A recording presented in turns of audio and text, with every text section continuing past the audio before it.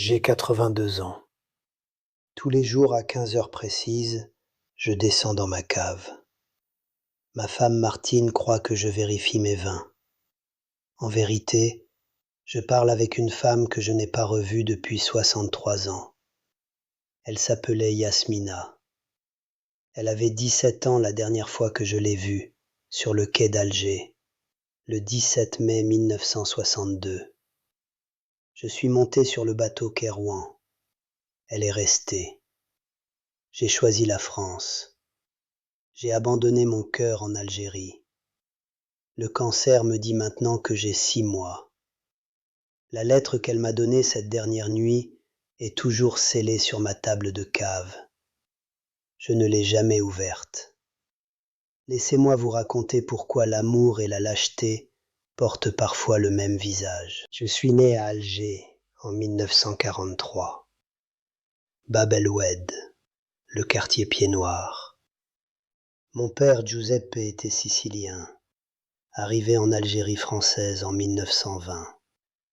Ma mère Marie, fille d'Espagnols d'Oran. Nous étions ce qu'on appelait les pieds noirs. Pas vraiment français, pas vraiment italien, pas vraiment espagnol, mais absolument, totalement algérien. C'était notre terre. Du moins, c'est ce qu'on croyait. Mon père possédait une petite vigne à Tcheragas, 15 kilomètres à l'ouest d'Alger. Vignoble sur les collines, Méditerranée turquoise en contrebas, soleil 300 jours par an. Le paradis, vous comprenez. Nous vivions entre les vignes et la mer. Je parlais français à la maison, mais je comprenais l'arabe.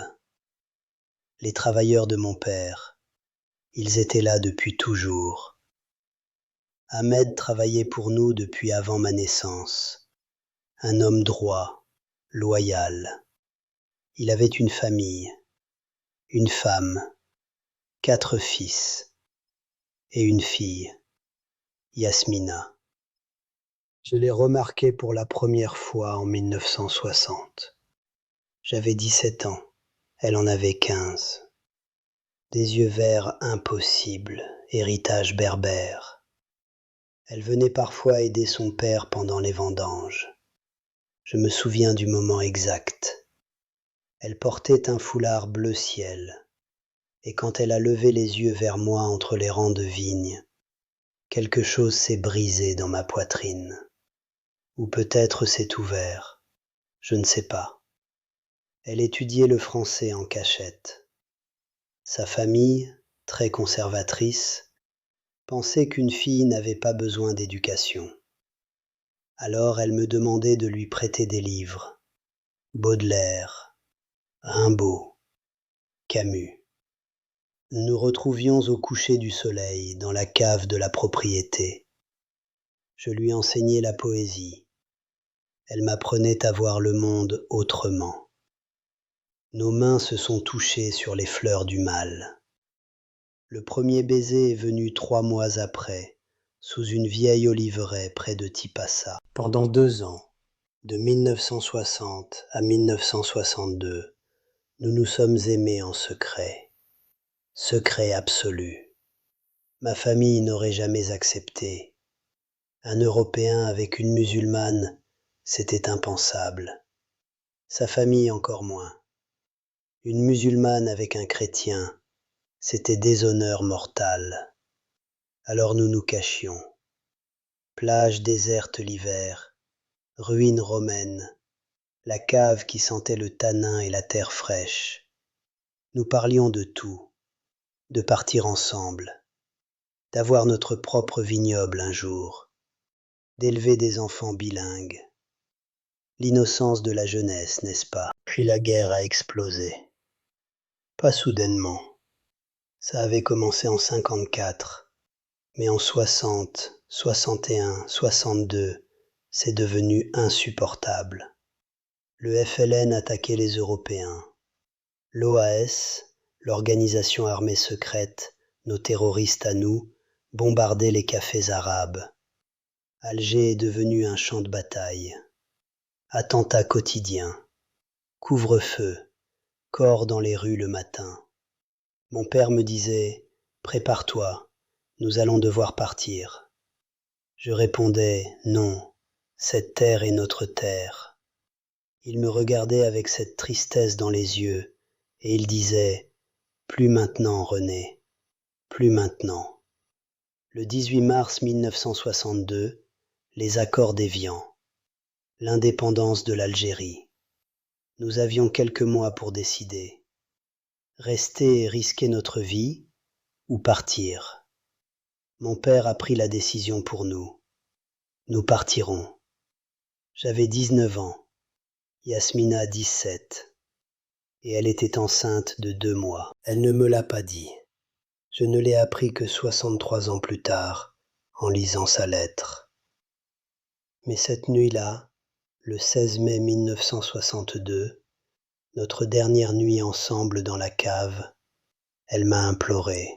« Emmène-moi, je partirai avec toi, je t'aime. » Ses yeux brillaient dans l'obscurité, ses mains agrippaient les miennes. Et moi, avec toute ma lâcheté, déguisée en pragmatisme, j'ai dit non. « Tu seras rejeté en France, » je lui ai dit. « Ma famille te haïra. Tu es musulmane, je suis pied noir. C'est impossible. Tu seras plus heureuse ici. Tu seras plus heureuse en France. » Non, attends. Je veux dire, tu seras plus heureuse ici. Ce lapsus, j'y pense encore. Mon inconscient qui révélait la vérité. Je ne pensais pas à elle. Je pensais à moi, à mon confort, à éviter le conflit avec ma famille, à ne pas être rejeté, à ne pas avoir à me battre. Elle a pleuré. Elle m'a donné une photo d'elle et une lettre scellée à la cire rouge. Elle a dit « Ouvre-la quand tu m'oublieras ». J'ai répondu « Jamais ».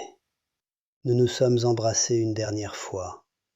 Goût de sel et d'anis, les pastilles qu'elle aimait. Le lendemain matin, 6 heures, le bateau Kairouan.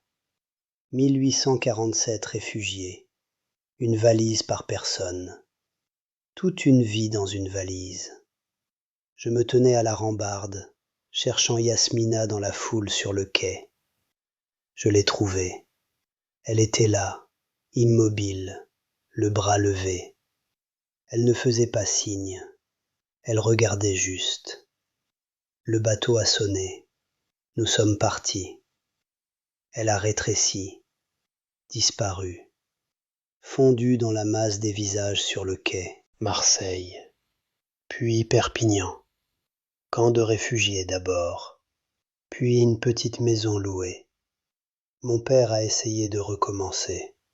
Petit vignoble, aide du gouvernement, les mains sales, le dos courbé, recommencer à zéro à 60 ans. Je travaillais avec lui, silencieux. La nuit, des cauchemars. Alger en flammes. Yasmina qui criait mon nom. Le jour, l'automatisme. Planté, taillé, vendangé. Le cœur absent. En 1980, j'avais 37 ans. Ma mère est morte. Mon père me suppliait. Marie-toi, fais ta vie. Ne finis pas seul comme moi. J'ai rencontré Martine à la bibliothèque municipale. Elle était bibliothécaire, douce, gentille. Pas de passion mais de la sécurité. Nous nous sommes mariés en 1983. Sophie est née la même année. Laurent 2 ans après. J'ai été un bon père, je pense. Présent. Je les ai aimés. Mais une partie de moi était toujours ailleurs, dans une cave à Cheragas, avec une fille aux yeux verts qui récitait Baudelaire. Martine l'a toujours su, je crois, qu'elle n'était pas la première, qu'elle ne serait jamais vraiment aimée comme elle méritait. Nous avons dormi dans des chambres séparées depuis 15 ans. Nous vivons comme des colocataires polis. Elle s'est résignée, moi aussi. Et tous les jours à 15 heures, je descends dans ma cave. Pas pour vérifier les vins, pour lui parler, à Yasmina, pour tenir sa photo, pour regarder la lettre scellée, pour me demander ce qu'elle a écrit, pour ne jamais avoir le courage de l'ouvrir. Mars 2025. Cabinet du docteur Mercier. Scanner lumineux sur l'écran. Point blanc sur ma colonne vertébrale comme une constellation de mort. Cancer de la prostate. Stade 4. Métastase osseuse. Avec traitement agressif, peut-être 1 an. Sans traitement, 6 mois maximum. J'ai refusé le traitement. Martine a pleuré. Sophie et Laurent ont essayé de me convaincre. Mais j'ai dit non. 6 mois. C'est assez. Ou pas assez. Je ne sais pas encore. Ce soir-là, je suis descendu dans la cave pour la première fois en 1 semaine. J'ai pris la lettre. Cire rouge intacte après 63 ans. Je l'ai portée à mon visage. Odeur de papier ancien. Peut-être une trace d'anis. Ou mon imagination. J'ai parlé à voix haute pour la première fois en 20 ans. Yasmina, tu m'entends? Je meurs. Je vais mourir sans savoir, sans te revoir, sans comprendre. Qu'est-ce que j'ai fait? Ya Latif, qu'est-ce que j'ai fait? J'ai pleuré. Pour la première fois depuis des années, j'ai vraiment pleuré. Sanglots qui venaient du ventre, corps secoué. En haut, Martine m'entendait. Elle n'est pas descendue. La semaine suivante, Sophie m'a emmené à la bibliothèque. Elle voulait m'aider à retrouver des amis d'Alger sur Internet. Elle tapait sur l'ordinateur pendant que mon cœur explosait. Et si on la trouvait? Et si elle était morte? Et si elle m'avait oublié? Papa, comment s'appelait ton meilleur ami là-bas? Sophie demandait. Jean Dubois. J'ai menti. Mais laisse tomber. C'était il y a longtemps. Une jeune bibliothécaire maghrébine s'est approchée pour aider. Peau morena, yeux sombres, fantôme de Yasmina. Mon cœur s'est arrêté. J'ai dû sortir. Besoin d'air. Sophie m'a suivi dehors. Il y a quelque chose que tu ne me dis pas, elle a dit. Depuis toujours. Quelque chose en Algérie. Laisse tomber, Sophie. Non, tu vas mourir, papa. Si tu as un secret, c'est le moment de parler. Pas maintenant, s'il te plaît. Les choses ont empiré. Martine est devenue plus directe. Un soir, presque minuit, elle m'attendait dans sa chambre quand je suis remonté de la cave. 2h30 aujourd'hui, elle a dit. Je vérifiais les vins. René. On est mariés depuis 42 ans. Je ne suis pas stupide. Tu ne vérifies pas les vins. Tu fais autre chose. Et j'ai le droit de savoir. Silence long. Puis j'ai dit, il y a des choses de mon passé que je n'ai jamais racontées. En Algérie? Oui. Une femme? Je n'ai pas répondu. Elle a pleuré. Pendant 42 ans, elle a dit, j'ai dormi à côté d'un homme qui aimait une autre femme. Elle a éteint la lumière.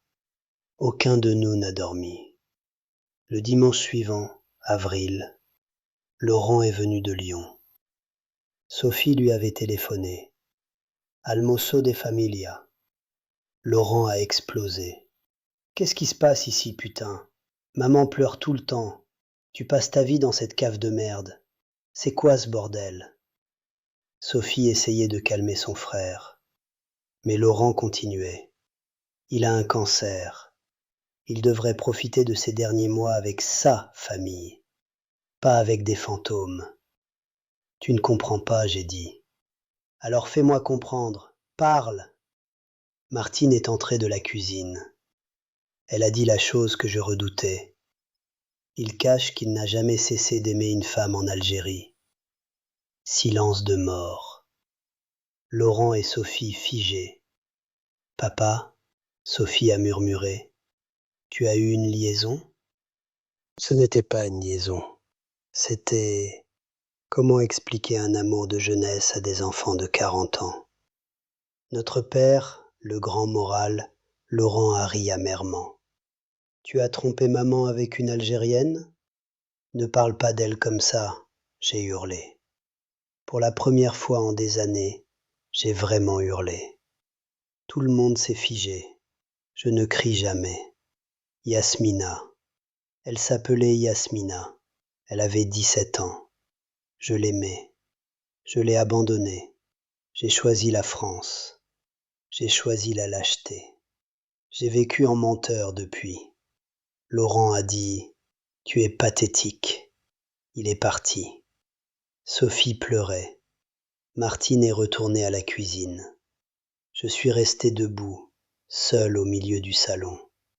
Le secret exposé. La famille détruite. Quelques jours plus tard, je suis allé au café des Platanes.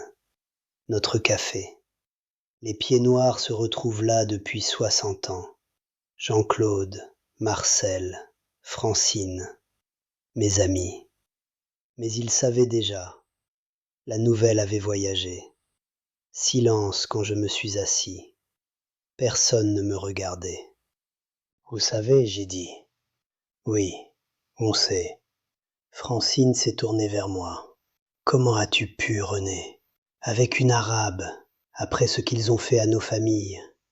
Elle n'était qu'une enfant, elle n'a rien fait. Marcel a demandé. Son père travaillait pour le FLN? Ton père le savait? Non. Ahmed était loyal. Francine a crié. Loyal? Aucun d'eux n'était loyal. C'est pour ça qu'on a dû partir. Vous ne comprenez pas. C'était différent.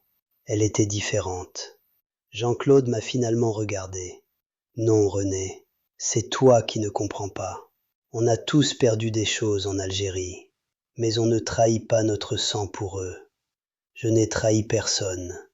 Tu as trahi ta femme, tes enfants, nous. Tu as trahi les pieds noirs. Francine est partie, Marcel aussi. Jean-Claude est resté.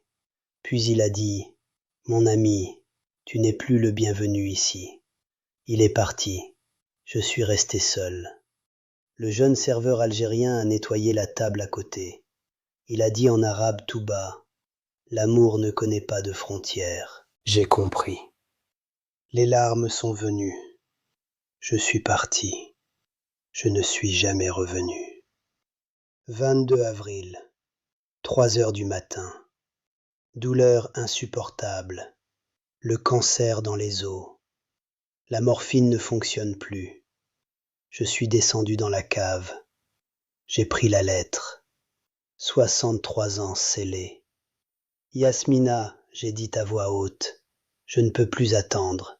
Je dois savoir. Pardonne-moi. Mes mains tremblaient tellement que la cire est tombée en morceaux. J'ai ouvert. 3 pages. Son écriture ronde. Français impeccable. Daté 16 mai 1962, 23h30. Heures après notre séparation. J'ai lu. Mon amour René, tu lis ceci, donc tu as oublié. Je comprends. Je veux que tu saches, je ne t'en veux pas. Tu as choisi la France, ta famille, ta sécurité. C'était logique. Mais laisse-moi te dire la vérité. Je suis tombée enceinte. 2 mois. Le bébé était toi. Je ne te l'ai pas dit parce que je ne voulais pas que tu restes par obligation. Mon père l'a découvert. Il m'a forcé à épouser son cousin Karim. J'ai accouché 7 mois après. Un garçon. Je l'ai nommé Amine. Il a tes yeux, ton nez, ton sourire. Notre amour n'est pas mort sur ce quai. Il vit. Il a 62 ans maintenant. Il est professeur à Alger, marié, 3 enfants, tes petits-enfants. Je ne lui ai jamais dit que Karim n'était pas son père. Si tu lis ceci, c'est parce que tu m'as oublié. Donc je te libère. Vis ta vie, sois heureux. Mais sache, je t'ai aimé, je t'aime encore. Je mourrai en t'aimant. Ta Yasmina. La lettre est tombée de mes mains. Mon corps s'est effondré. Sanglots profonds, animalesques. Un fils. J'ai un fils. J'ai des petits-enfants. Yasmina. Mon Dieu. Martine est descendue. Elle a vu. Elle a lu la lettre par-dessus mon épaule. Elle a compris tout. Mon Dieu, René, elle a murmuré. Tu as un fils. Elle s'est agenouillée à côté de moi, a mis sa main sur mon épaule. J'avais un fils, j'ai dit. Maintenant il a 62 ans. Je l'ai raté. Tout raté. Nous sommes restés comme ça jusqu'à l'aube. Le lendemain, Sophie est venue. Je lui ai tout raconté. Yasmina, l'amour, l'abandon, la lettre, le fils, le secret de 63 ans. Elle a pleuré. Elle m'a serré dans ses bras. Papa, tu as un fils. On peut le retrouver? Il vit en Algérie. Il ne sait même pas que j'existe. Alors, on va lui dire. Sophie a cherché sur son ordinateur. Amine Mansouri, 62 ans, professeur de littérature française à l'université d'Alger. Photo sur le site. Mes yeux, mon nez, inconfondible. C'est lui, c'est mon fils. Nous avons écrit une lettre. Sophie l'a écrite, mes mains tremblent trop. J'ai dicté. 4 pages. J'ai tout raconté. J'ai demandé pardon. Je n'ai rien demandé en retour. Juste, j'existe. Tu existes. Yasmina nous a aimés tous les deux. Laurent est venu. Il a vu la photo d'Amine. Il a vu la ressemblance. Merde, il a dit. On a un demi-frère. Puis, papa, tu es un idiot. Mais tu es mon idiot. Ce soir-là, nous avons dîné ensemble. Première fois en moi sans tension. Martine a cuisiné. Ratatouille. Mon plat préféré. Nous avons mangé, parlé, même ri un peu. Ce n'est pas guéri, mais c'est commencé. J'ai descendu dans la cave pour la dernière fois, comme sanctuaire de secret. J'ai pris la photo de Yasmina. Je l'ai embrassée. J'ai dit « Yasmina ». J'ai ouvert la lettre. Je sais tout. Je vais essayer de réparer. Je ne peux pas rattraper 63 ans, mais je peux essayer pour les mois qu'il me reste. Merci. Pour Amine. Pour m'avoir aimé quand je ne le méritais pas. Repose en paix. J'ai remonté le livre de Camus avec la photo. Je l'ai mis sur l'étagère du salon. Visible. Plus caché. Il y a 3 semaines maintenant. Nous avons envoyé la lettre à Amine. Pas de réponse encore. Peut-être qu'il ne répondra jamais. Peut-être qu'il va me détester. Ou pire, m'ignorer. Mais au moins, j'ai essayé. Le docteur Ben Ali, mon spécialiste de la douleur. Il est algérien aussi, de Oran. Il m'a dit quelque chose la semaine dernière. Monsieur Castellano, j'ai vu beaucoup d'hommes mourir. Les regrets tuent plus vite que le cancer. Vous savez quelle est la différence entre l'amour et le regret? L'amour grandit quand on le nourrit. Le regret grandit quand on le cache. Vous avez nourri le regret pendant 63 ans.